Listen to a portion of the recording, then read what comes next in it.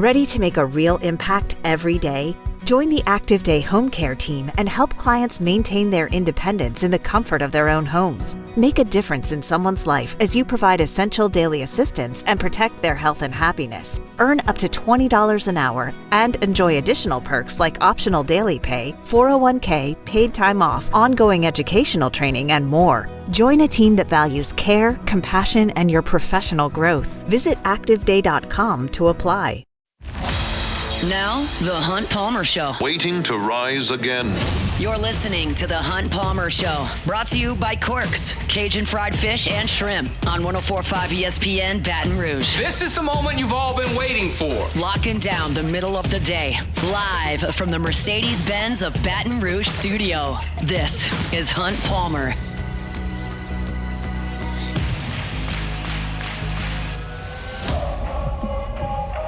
Hour 2, Friday edition of the Hunt Palmer Show, brought to you by Quartz Cajun Fried Fish and Shrimp. I'm checking out the radar right now. I'm supposed to go to the pool with the Myers man this afternoon. It's looking terrible out there. Yeah, it wasn't supposed to rain yesterday, but then last night it rained for like an hour and a half. This is one of those weird ones that comes up from the Gulf and it just kind of like builds. It's not one of those front that goes through. It's just sitting there. I mean, we're not going to the pool if it's raining and lightning out there. Oh, you're going to be taking BP then. Well, it's not if it's raining and lightning. I'm going to be trapped in that house with him going nuts and me not being able to watch what I want to watch. That's we've got to avoid that. We got to get him in the pool, tire him out, get him in the bed so I can watch TV that I want to watch and not blippy garbage trucks, which is what we're destined for if we can't go to the pool, all right? let's start talking about some football, some actually college athletics. Wilson Alexander's got an awesome piece, great reporting in the Advocate today. I highly suggest y'all go check it out as we enter this revenue-sharing portion of the college sports world. And he joins us now to talk about it here on the Jim's Firearms Hotline. Wilson, we appreciate some time. How are you, sir? Doing well, Hunt. How are you? Doing quite well. I was fascinated by your story. It's a brave new world that we're all entering, and I don't think anybody on the outside, as far as the fans go, truly has everything figured out. I want to ask a big picture question first. You interviewed a couple of sources here, one being Kelly Zinn, who spoke with you on the record, and it sounds like, based on the conclusion of the article, that LSU feels very strongly about where they are entering this brave new world. Is that the sense you got? Absolutely. They're certainly projecting a lot of confidence, and that goes back to LSU's ability to set up third-party NIL deals. LSU joined a program through its multimedia rights partner, Playfly. Now it's called LSU Max, and the whole thing is to get these deals for the athletes instead of using the collective so that they can then go over the cap.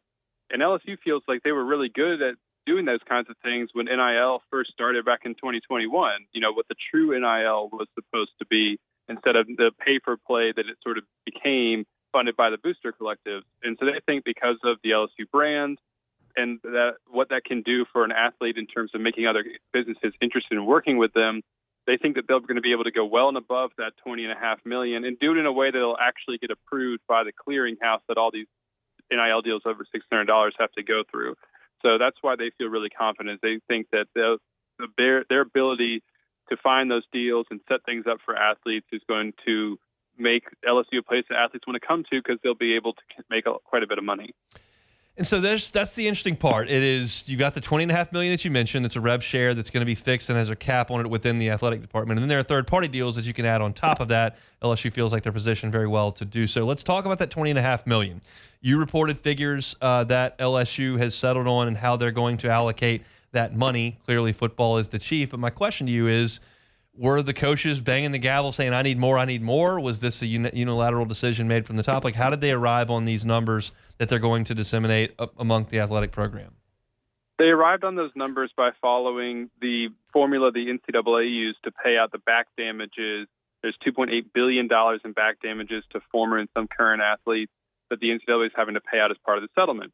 And 75% of that's going to football, 15% to men's basketball, 5% to women's basketball, and 5% to everybody else. And that's what LSU has followed as well because it wants to pay football as much as it can. And same thing with men's basketball to an extent because that's another revenue generator. It's all about really who's making you the most money. They're getting paid the most. And so we've seen that really across the SEC, this 17-15-5-5 model. It doesn't really make LSU any different in this regard, but that's how they're doing it, is continuing to fund football to sort of as much as they can while spreading everything else out. What's I think the most interesting about LSU, or at least according to Kelly Zinn, is makes them unique, is that every single team on campus is getting some cut of rev share. And that means that final 5% is being spread amongst a lot of teams. Baseball, gymnastics, softball, they're all getting a little portion of that 5%. Now, LSU officials did not divulge exactly how much of that 5% is going to all those teams. I think that's kind of the competitiveness that they don't want to sort of give away those things. But, that's certainly a smaller amount of number. That's about $900,000 that's going to get split amongst everybody else on campus. I'm curious just because LSU, every school is unique. LSU has a 4-time national champion coaching women's basketball and a 2-time national championship coaching baseball. And I would imagine they kind of feel like they deserve a big piece of that pie based on the success that they've had. Do you get the sense that there are discussions ongoing as to who gets what, or that they're just kind of fixed in this is how we're going to do it because everyone else is doing it?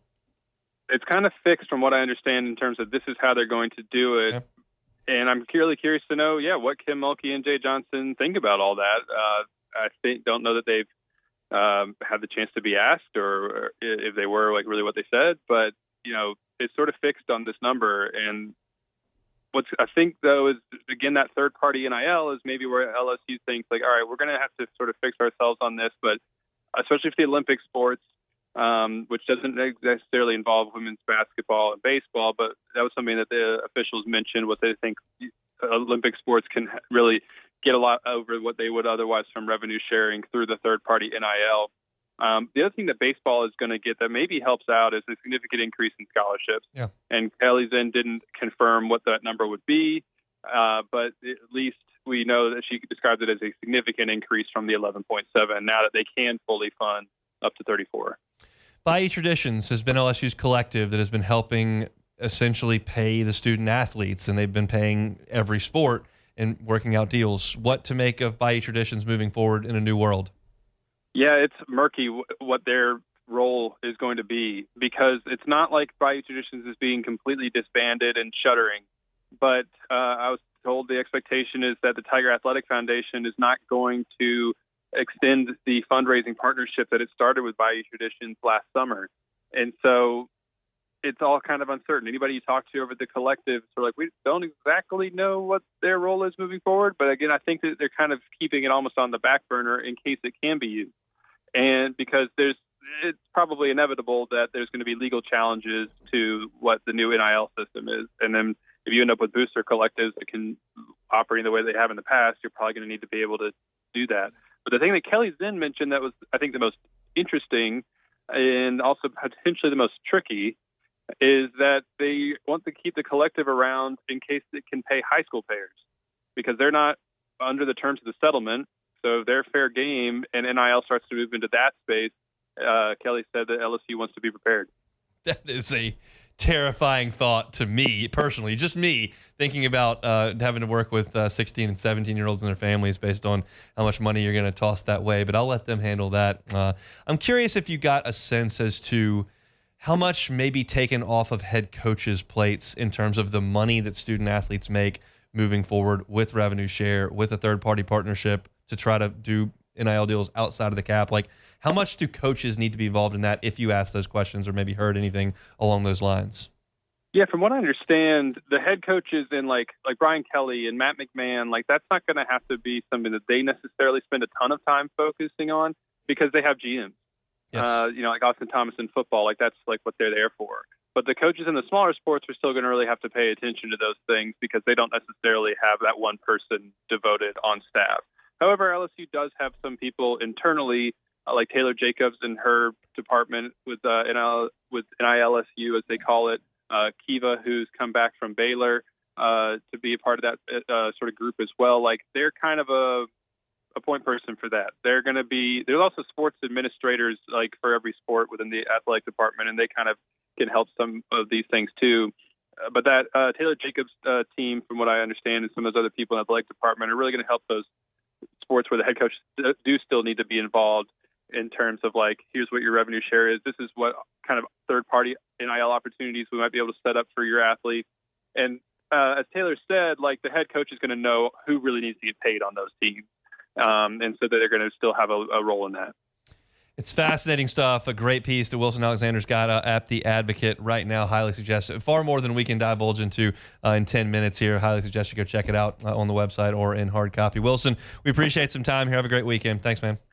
Thanks for having me. Good luck tonight. I hope you're able to get some kids to the pool. Appreciate that. He's Wilson Alexander with The Advocate. We'll see if we can make that happen. I was really impressed with Wilson's work in reporting there, and think there's a lot to chew on. So intentionally, I kind of set up these two segments back to back. I wanted to get Wilson's thoughts on it. He spoke to the folks firsthand. He wrote the story. He's got a deeper understanding of it than I do. I made a couple of phone calls this morning and kind of got my hands around some of the things that are moving forward with LSU, and it covers all of the sports. And I want to talk about what I learned today and kind of my thoughts on, as y'all know, whenever there's a rule change, what's number one objective for Hunt? Ready to make a real impact every day? Join the Active Day Home Care team and help clients maintain their independence in the comfort of their own homes. Make a difference in someone's life as you provide essential daily assistance and protect their health and happiness. Earn up to $20 an hour and enjoy additional perks like optional daily pay, 401k, paid time off, ongoing educational training, and more. Join a team that values care, compassion, and your professional growth. Visit activeday.com to apply. How does that affect LSU's ability to win? I have some thoughts on that. We'll do it when we come back. The Hunt Palmer Show. You're listening to The Hunt Palmer Show. Brought to you by Corks, Cajun fried fish and shrimp.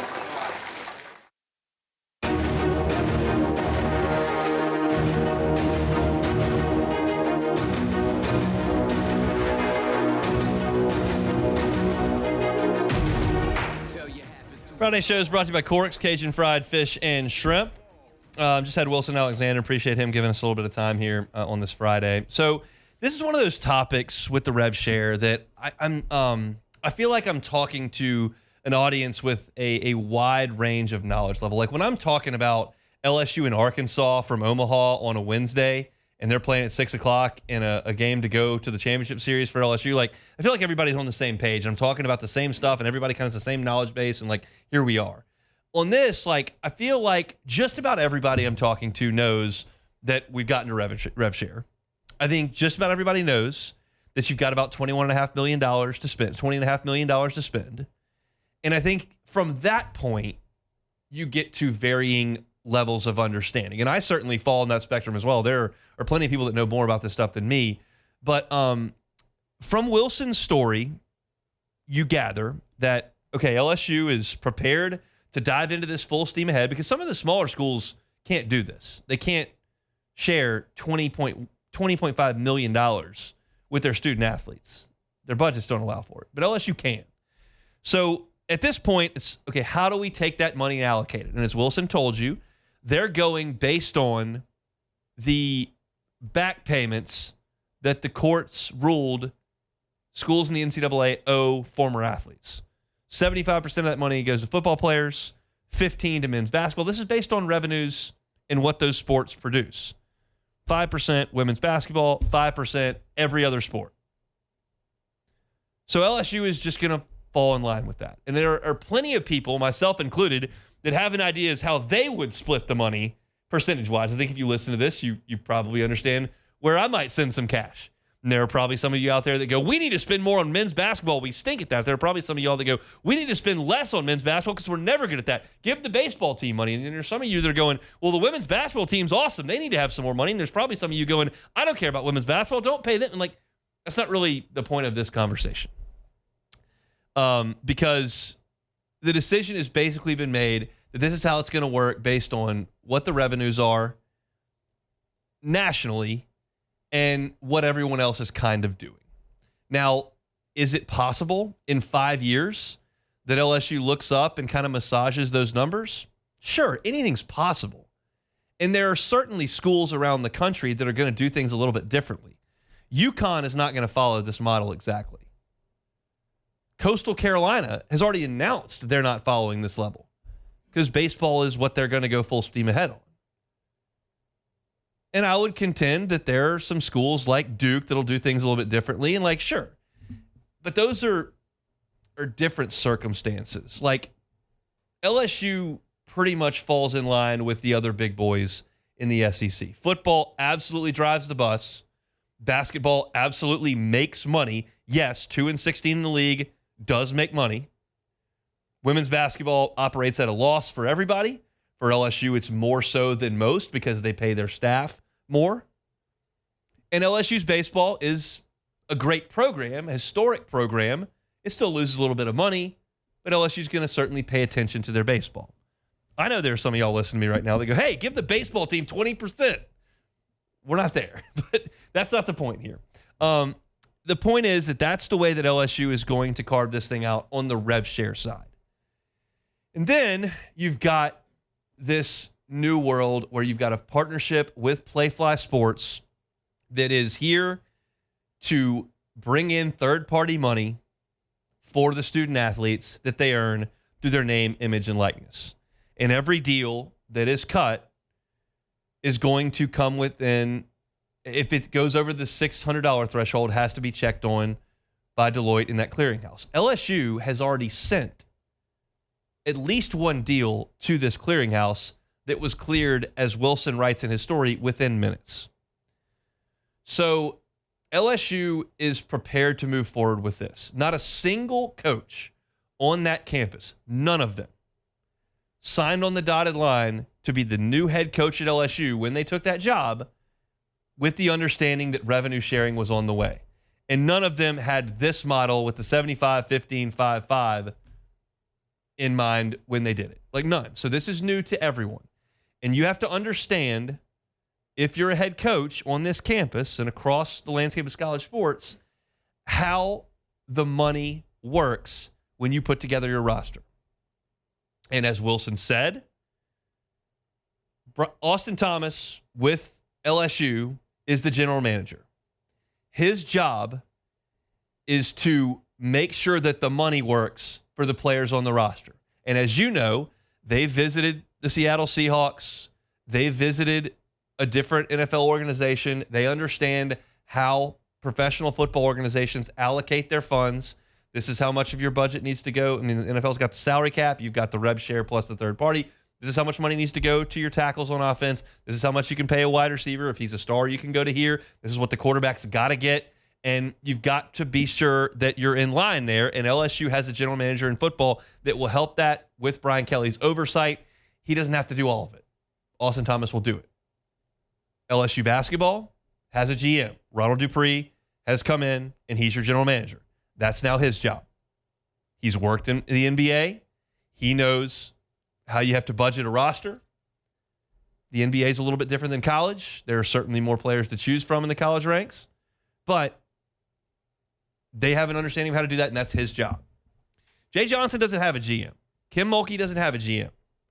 And I just mentioned to Wilson in my question, like, these are national championship coaches who expect to be competing for championships and having players that can do that every single year.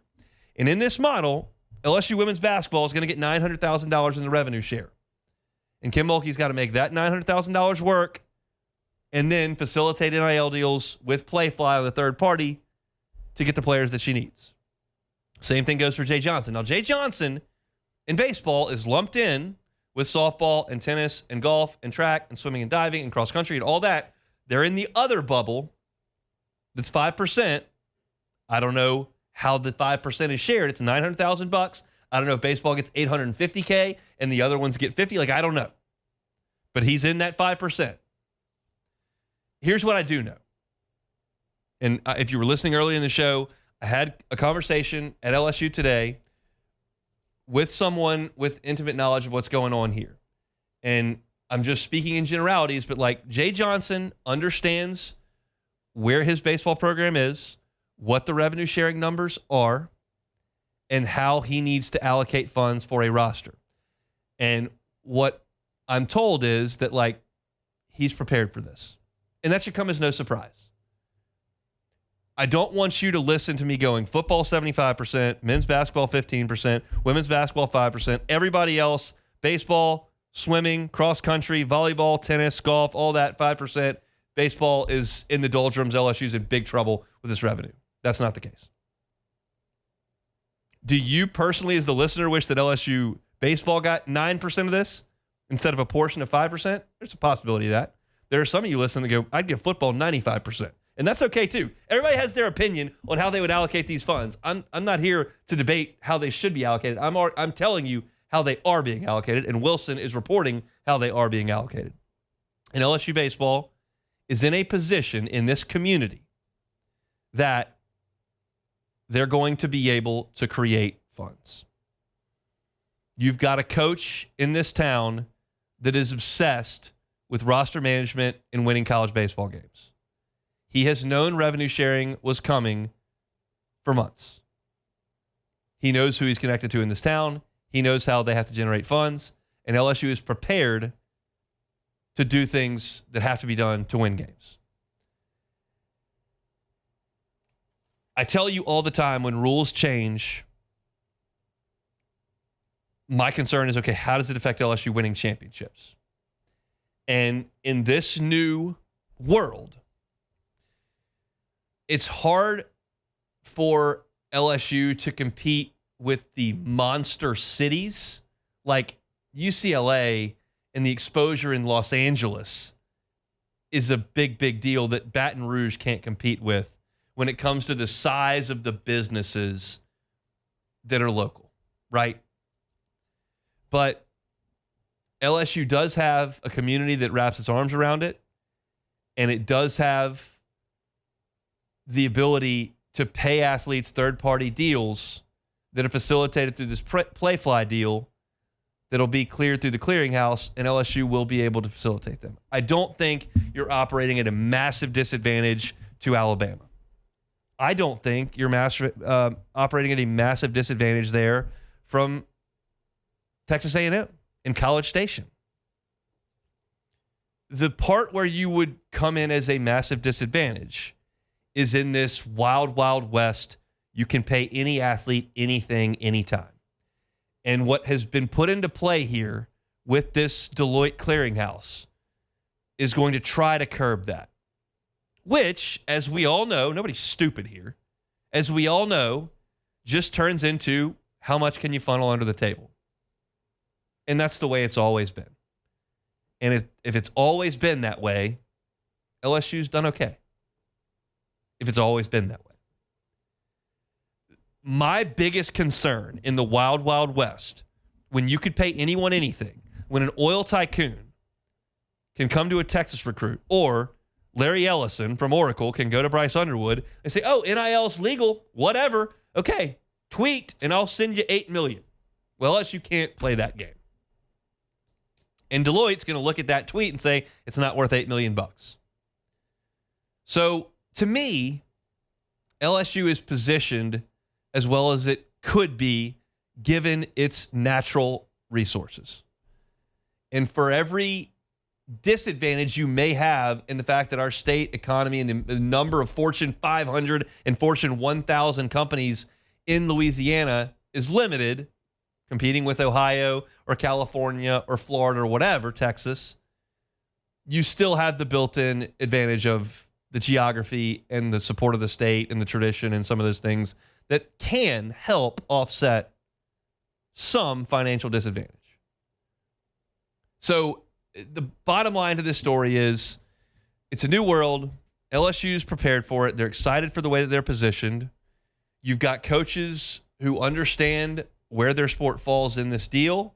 You've got coaches that understand how they've got to use this system to create the best possible outcome.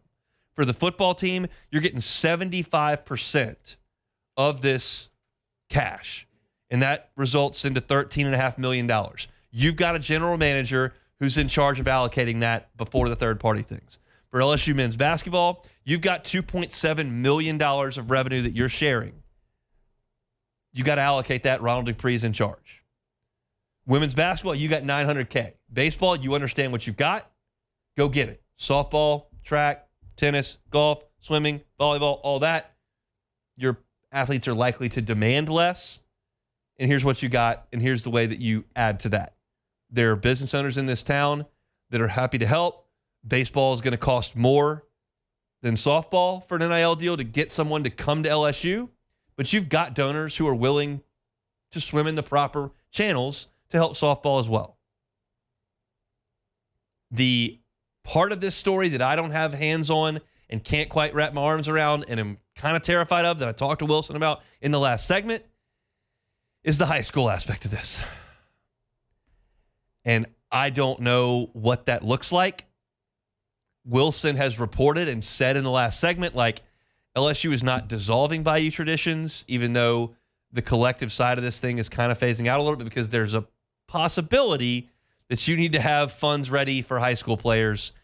I don't know what that looks like. It's terrifying. The thought of 16-year-olds and their parents demanding cash is a little bit odd to me, and I don't really want to sink my teeth too deep into it until we have to do that.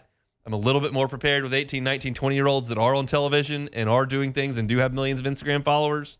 I can kind of get that figured out. But it's a new thing.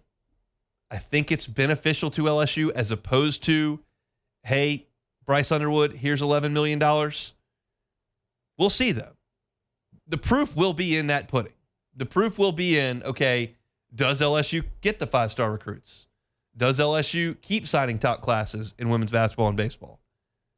Does basketball keep up with the Joneses? Like, we'll know if you just watch. But as I sit here right now, based on reading Wilson's story, which is great, and a conversation I had with someone inside LSU that has knowledge of this situation, it feels like LSU understands how things are supposed to work. They've got departments set up with NILSU and their relationship with Playfly and the fact that they've figured out their revenue share. Like, they've got this figured out on a level as probably as strong as anybody else.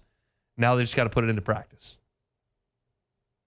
There are probably a lot of you out there that would rather hear about what our defense looks like against Clemson on Labor Day weekend. But to field that defense, this is what you got to figure out. And it feels like LSU's got their arms around it to an extent. We'll see. That's Rev Share for you here on this Friday. We'll take a time out. 30 minutes left to go. Hunt Palmer Show. The Hunt Palmer Show. One Bath and Closets. OneBathAndClosets.com is the website. David Duvall and his team, 30 years redesigning and remodeling bathrooms and closets. Bathrooms can be a hazardous spot, especially as folks age. If you'd like to mitigate against that, you can't take that risk completely away, but if you'd like to mitigate against that risk with someone in your life that's aging and wants to stay in the house, do what you can with David Duvall and his team. They've been doing it for 30 years. Non-slip floors. You can put guardrails in slippery areas. Walk-in tubs that are more convenient, safer. Shower with the bench in it. They do this kind of stuff all the time. There are pictures of their website, onebathandclosets.com. You can check that out. Have the consultation. Just have that conversation in the consultation with David and say, hey, this is the situation we've got. What can you do? And let him just go through some options with you. Doesn't have to be completely invasive, massively expensive. That's not necessarily the name of the game here. It can be efficient and easy, and there are financing options available, 0% up to 18 months. That's same as cash with David Duvall and One Bath and Closets. Check them out online, onebathandclosets.com. You're listening to The Hunt Palmer Show, brought to you by Corks, Cajun fried fish and shrimp.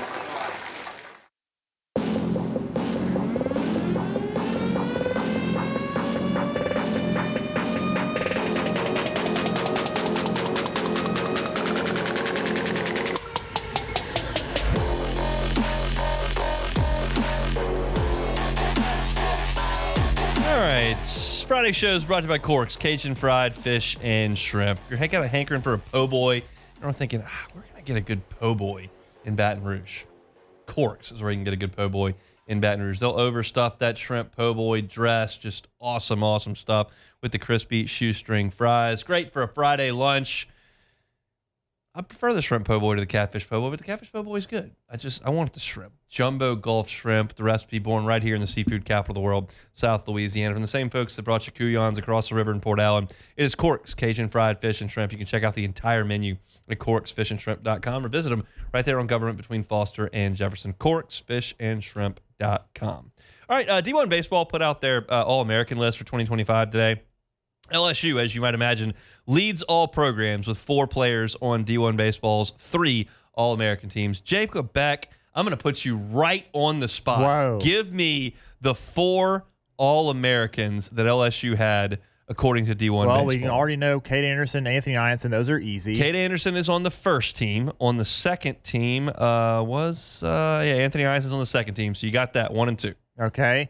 And then I will go with Derek Curiel.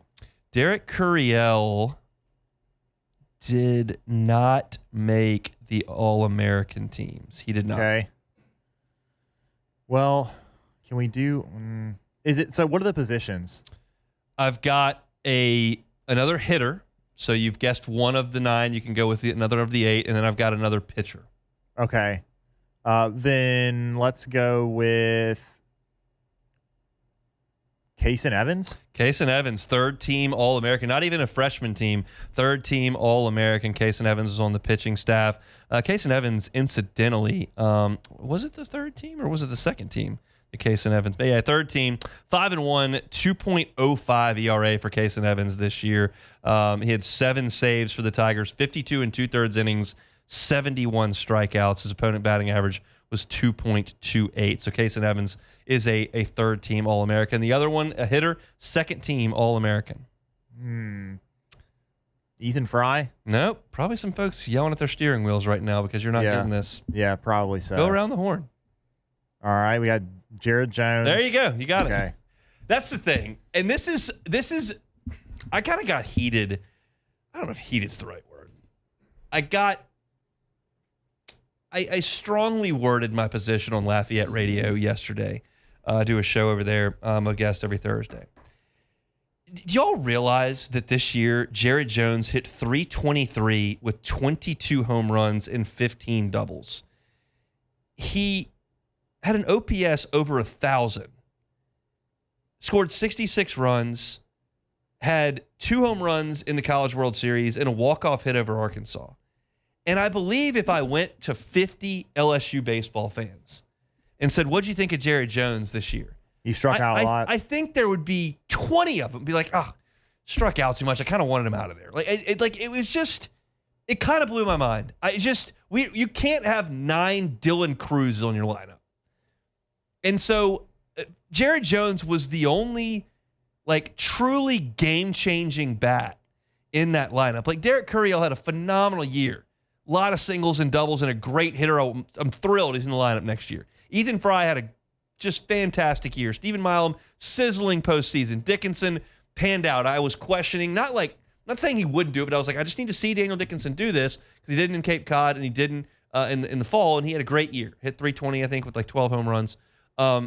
Jared Jones hit .323 with 22 homers in a year where no one in college baseball, mind you, no one in baseball hit 30 home runs this year. We've had Caglione and Tommy White over the years, and we had Charlie Condon from Georgia last year, and you've had monster home run seasons from a lot of guys over the last 3 or 4 years.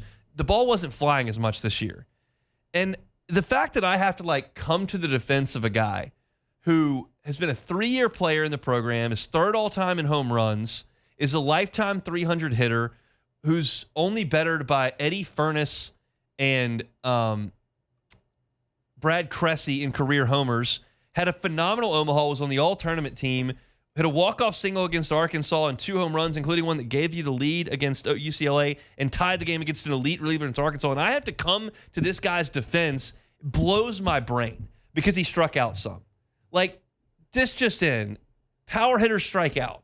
And I know that you don't like when he goes 0 for 5 with 5 strikeouts in the first game, but let's just be quite honest. Gabe Gackle is a stud. He's going to be a first-round pick in the draft. He throws 96 with the Snapdragon breaking ball. It's probably the best slider in the College World Series. And I'm just flabbergasted at the Twitter hate and the text messages I get. And folks, it blows my mind. Because guess what? As I look at LSU's lineup right now for next year, which is far from complete, trust me, they're going to go get some guys. You're kind of missing the thumper. And a lot of LSU's great teams have had thumpers. And I'm not saying you need 7 of them in a lineup because you don't want to have that many potential strikeouts. But when you surround Jared Jones with Derek Curiel, who doesn't strike out, and Stephen Milam, who doesn't strike out, and Danny Dickinson, who doesn't strike out very much, and you put a team out there that has some balance to the lineup, it's okay to have a guy strike out 85 times. if he hits 22 homers, including a walk-off against Tennessee or a 3-run shot against UCLA into the teeth of a 20-mile-an-hour wind, because he's the only guy on the team that can do it. So I just I didn't even intend to do this segment, Beck, but that's kind of what happens in live radio. You didn't intentionally omit Jared Jones, but there was probably something subconsciously that was like, maybe not. Yeah, and then that's the point. Yeah, that's it. It really is true. You probably got text messages. Get Jared Jones out of there. I got a couple. Oh, I got so many. Yeah, get him out. Put Jake Brown at first. Go with Pearson and Wright. Okay, Pearson's hitting 230. Jake Brown doesn't hit left-handed breaking balls worth a flip. Like, let's go with the guy who's hitting 323 with 22 jacks. And I promise you, not every bit of that came on Tuesday nights against Nichols. That'll be the rebuttal that some LSU fans will be like, hit homers against. And he hit a lot of home runs in the midweek. No question about it. He hit a lot of home runs in the midweek. But he also has been out there for 3 years against SEC competition and has done his thing.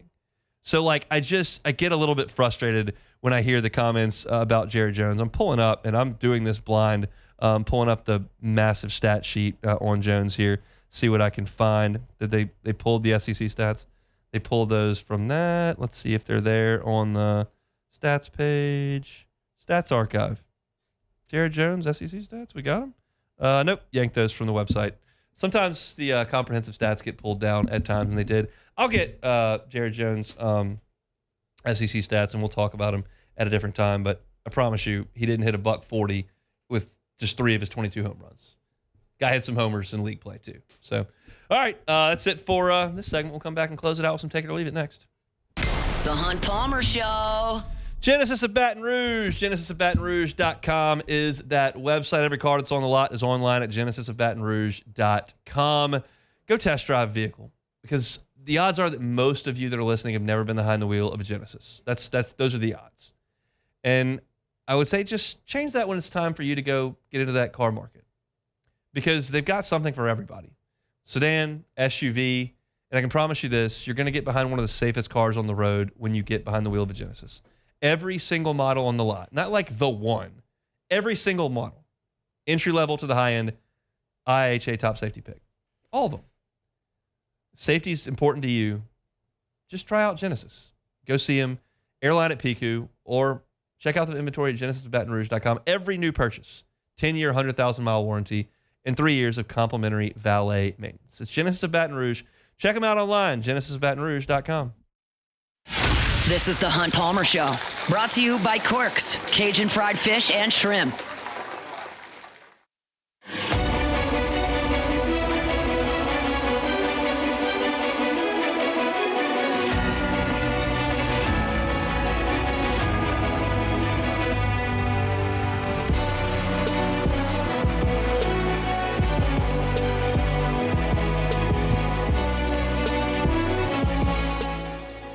Found Jared Jones' SEC stats, 264 with 7 homers. And before you go crazy, you go, see, 264. LSU had 3 guys this year hit over 300 in SEC play. Derek Curiel was not even one of them. So, like, I don't expect Jared Jones to hit 340 in league play. That's not why he's out there. But 7 homers in 30 games, pretty good hit rate. Talking about 10 weekends, 7 homers.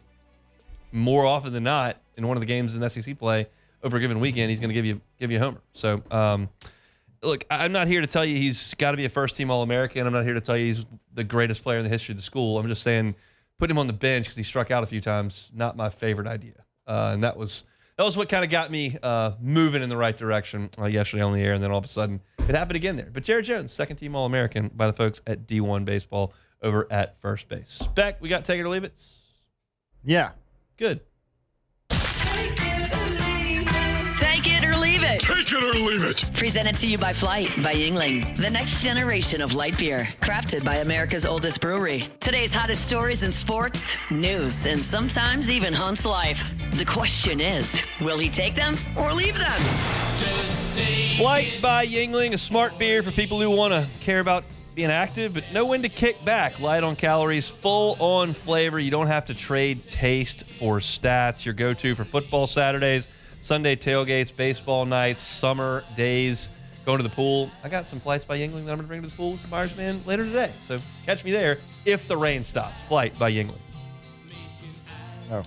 All righty, first one. It's going to rain tonight. Take it or leave it. Leave it. Got to go to the pool. Leave it alone. Do not feel like being cooped up in the house. It's taco night at the Palmer House, which I'm looking forward to. That'll be good, rain or shine, but the evening will be better if we can get the Myers Man to the pool. We got some energy. We got to work out, even though it was water day at daycare today, so he was quite excited about that. So is that why he wants to go to the pool? Because No, we're just doubling up. Just as much energy as we can get out of there, we're going to make that happen. All right, next one. Jake Knapp shot a 61 course record at the Rocket Mortgage Classic today at Detroit Golf Club. You would break 70. Take it or leave it. Detroit Golf Club from the PGA tees? No, I'll leave that. Leave it alone. No, that's not going to happen. But Jake's a better player than me, as we've chronicled. You know, I'm a very bad player, and he's a PGA professional. You're not a very bad player. We've chronicled that is not accurate as well. No, I would. I mean, who knows? I could break 80 at Detroit Golf Club probably from the member tees when the rough's not up and it's not PGA Tour conditions. Maybe not, but I can't shoot 61. Shout out Jake. All right, next one here. Cal Raleigh for the Seattle Mariners will be playing in the Home Run Derby. He is currently leading the league in home runs. He'll win the Home Run Derby. Take it or leave it. I'll leave it. The question is, do you know what Cal Raleigh's nickname is? Oh yeah, it's like somebody asked him about it. Dumpy or something. The Big Dumper. The Big Dumper. Yeah. He has a large backside, and that has garnered a nickname here. And he said it's probably not what you draw up, but it is what it is. So shout out Cal for embracing who he is. Hit a homer. It doesn't matter how big your backside is. You can hit into the upper deck. Maybe we can get PCA in there. He would probably be up for that. PCA is going to be in the All-Star game, which is cool. He will be. He's quite good. Yeah. All right, that's it for Take It or Leave It. That's it for Take It or Leave It here on this Friday. Brought to you by Cork's Cajun Fried Fish and Shrimp. We've gotten into a lot today. Saints talk with Juwan Johnson being a potential breakout. I didn't necessarily jive with that. We talked about LSU's 2 left-handers they added yesterday in the transfer portal, kind of a full scouting report. I'm excited about both guys. I think there's a lot of upside in Danny Lockenmeyer as well as Ryler Smart. So we chronicled that in the first segment. Preston Guy talks some recruiting with LSU football.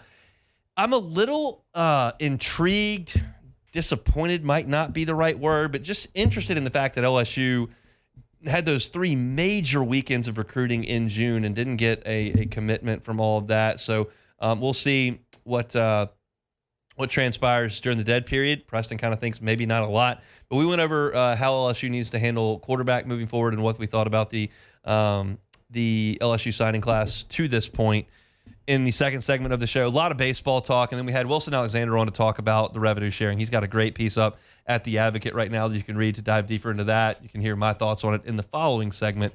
The bottom line is you can hear all that on demand wherever you find your audio, whether that's 1045ESPN.com's on demand tab, where all of our shows are listed, OTB, Live at Lunch, Hunt Palmer Show, AFR, all of it's there, as well as on Spotify, Apple Podcasts, Google, wherever you find your sound, you can find us. Just search Hunt Palmer Show, like, subscribe, rate, review. We appreciate that. You can catch today's show in its entirety if you're just looking for shorter snippets. Hunt on LSU, all your LSU football. We're starting to sprinkle some baseball into that. As well. So your LSU sports can be found at Hunt on LSU on YouTube or wherever you find your sound. And you can find us at Hunt on Saints coverage year-round. Ross Jackson's got you covered over there at Hunt at LouisianaSports.net. I've got a column up at LouisianaSports.net right now about LSU not having a quarterback and kind of my thoughts on that in the last 2 high school classes to this point and where I think that leaves the Tigers. So you can go check that out for free at LouisianaSports.net. Man, it's been a crazy week, a settling week after the wildness of those 2 weeks in Omaha. Glad to be back, kind of glad to steady the ship here over the last couple of days and enjoy a normal weekend, which we haven't had the last 2 weeks. We'll be back in action on Monday. Remember our shows on Friday brought to you by Cork's Cajun Fried Fish and Shrimp. If you're looking for catering, 4th of July, you're having a big family over, you don't want to cook for everybody, don't want to get the smoker out for everybody, just get Cork's to cater your 4th of July for the family. Big trays of crispy fried catfish, jumbo Gulf shrimp, crispy shoestring fries, all that can be at your service. Just let them know. Give them a little bit of heads up, and they can help you out there. Government between Foster and Jefferson. On Monday's show, we're going to talk about Daniel Dickens' hamate bone a little bit, and then I'm quite confident we'll have some baseball transfer portal to get into on Monday's show, so we'll get back to that. Everybody have a safe, happy, fun weekend. If your summer vacation is off and running, enjoy that. We're back tomorrow, but until then, we'll get you to the finish line work-wise. AFR is coming up next. Taylor Sharp sitting in the captain's chair for Matt Moscona. I'm out of here. Hopefully it doesn't rain. I got to get a haircut, and then we're trying to go to the pool, but I'm back Monday for a Monday edition of the Hunt Palmer Show right here on the Capital City's leader in sports talk. It's 104.5 ESPN Baton Rouge. The Hunt Palmer Show.